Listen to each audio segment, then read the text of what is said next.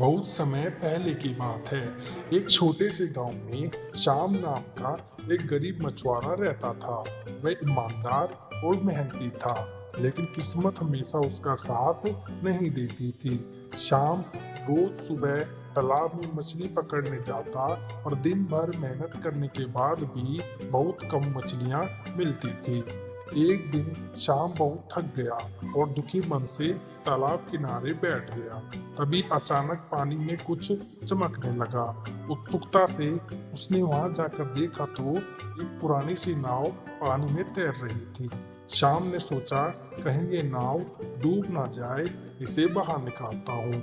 जैसे ही उसने नाव को छुआ, नाव से एक तेज रोशनी निकली और एक जादुई परी प्रकट हुई। श्याम, तुमने मेरी नाव बचाई है।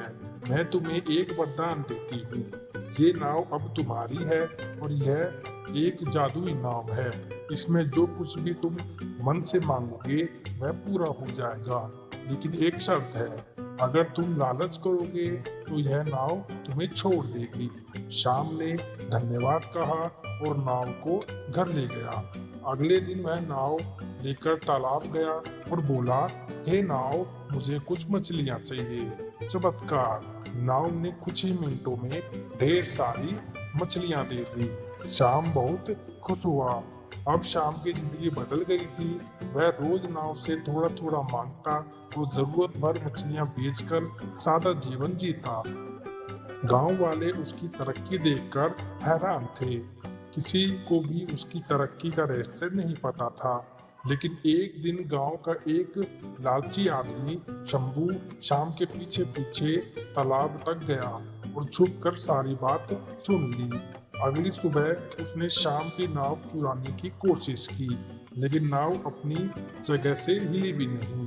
शंभू ने श्याम से माफी मांगी और बोला, भाई, मैं भी परेशान हूँ, मुझे भी थोड़ी मदद चाहिए। श्याम ने दिल बड़ा करके शंभू की मदद की, पर शंभू मानने वाला नहीं था।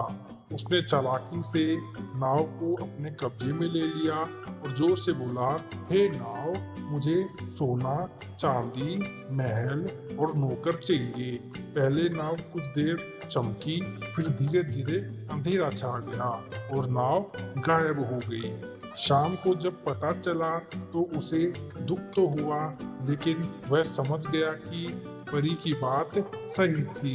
लालच हमेशा नुकसान ही देता है। कुछ दिनों बाद परी फिर शाम के सपने में आई और बोली, शाम, तुम सच्चे और नेक दिल हो। मैं तुम्हें एक आखिरी वरदान देती हूँ। मेहनत और सच्चाई से तुम जो भी करोगे उसमें सफलता मिलेगी। शाम ने उस दिन के बाद से कभी जादू की चाह नहीं की। उसने अपनी मेहनत और ईमानदारी से एक छोटी सी मछली की दुकान खोल ली और धीरे धीरे उसका व्यापार बढ़ता गया।